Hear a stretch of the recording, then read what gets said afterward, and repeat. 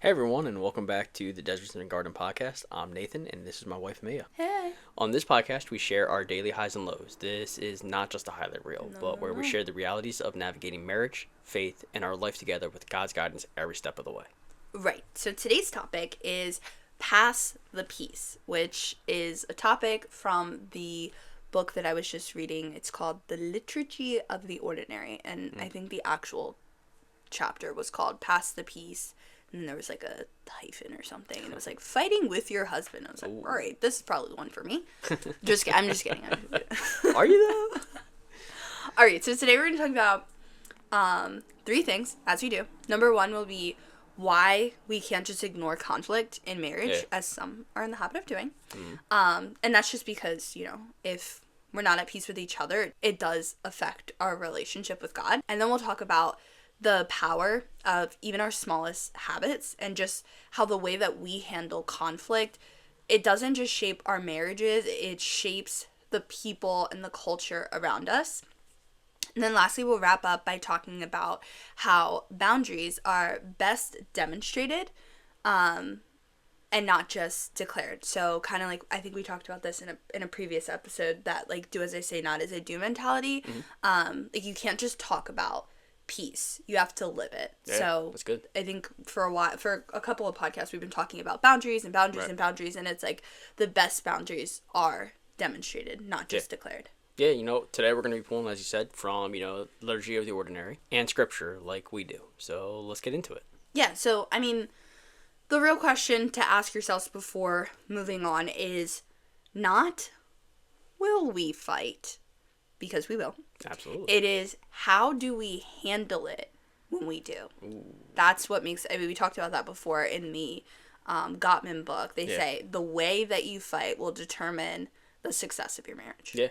All right. Let's start with this. Matthew 5:23. Jesus literally says, if you were bringing a gift to the altar and you realized you have unresolved conflict with your, I think it was like your neighbor.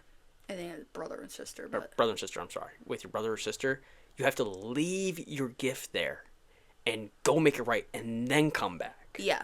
Like, that's what we're saying. Like, the way you interact with those around you can interfere with your relationship with God. Yeah. And it's hard because sometimes it's easier to do things for God, like to pray or serve or tithe, than to actually live out commands like these in relationships. Right. Like, we'd rather read our Bible and move on than deal with the tension in the room. But, God honestly cares more about how we love the people in our lives more than any offering or anything we can do for him. Yeah, like Jesus says, like, we will be known by how we love one another. Yeah. So if I'm mad at you, but I'm still leading a church worship or serving, like, I'm doing it wrong because I'm still carrying this spirit of offense or bitterness.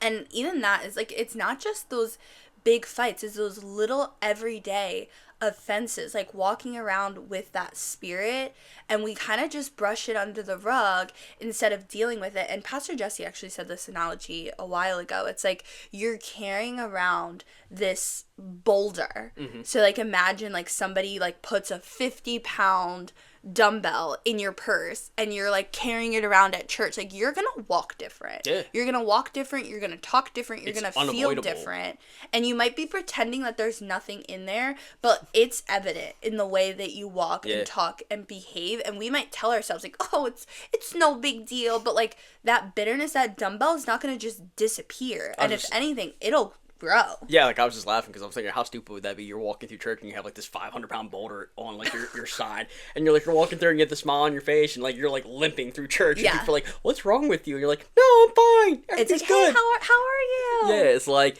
no, like that's exactly what we're talking about. Yeah. Like, and that affects a lot of stuff around us. Yeah.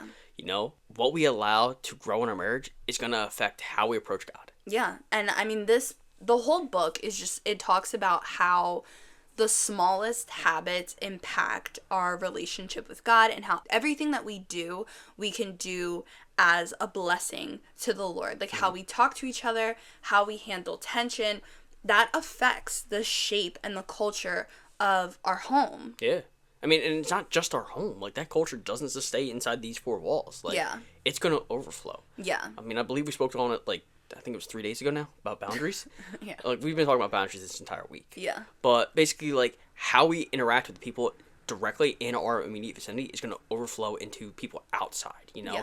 If we're walking around with, you know, maybe resentment, it's going to show up in our friendships. Mm-hmm. Like, if it's, you know, it's going to show up in how we parent. It's going to show up in our church community. Yeah, it's that ripple effect, that butterfly effect. If we don't think about it, but it's affecting the way that we handle conflict, that does have a bigger cultural impact, because the way that we behave as Christians will either reinforce the world way, which is full of bitterness, the passive aggression, holding grudges, or it will reflect Christ's way, which is grace, humility, forgiveness. Yeah, exactly. That's why the greatest gift we can give God is reflecting Christ in our marriage. Yeah, I mean, because when we think about blessing God, when we think about giving God gifts, like, often we think about acts of service, generosity, monetary.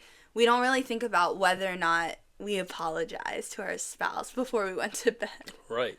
Like, it matters, though. Yeah. You know, John 13 says, by this, everyone will know you are my disciples. That's what I was saying. If you love one another. Yeah. Yeah. And, like, that love has to start at home. It has to start Yeah. between you and your spouse. Like, as parents, like, your kids need to be able to see that. Yeah. That's good. Yeah. So like I said, I'm reading the Liturgy of the Ordinary. Actually, I just finished it. I think I'm at the end. Are you? Yeah, it's Let's go. It's another one done. There's like maybe 5 more minutes, but it's all questions to ask you, like group work and stuff. So I was listening to it just for funsies, but the book is done itself. Cool. So yeah, but listening to the Liturgy of the Ordinary in combination with, I think we mentioned before, we're reading together Boundaries with Kids. Yeah. It really just highlights how the best boundaries are the ones that we live out. And we talked about in episode 14 that if we want, Yeah, I guess it was 14. Yeah, it was a while ago. We talked about if we want godly kids, we have to start acting like them. Yeah, no. And kind of what you're saying, though, like, it's really easy to say. Yeah. Like, you know, it's easy to say, like, we need to handle conflict better.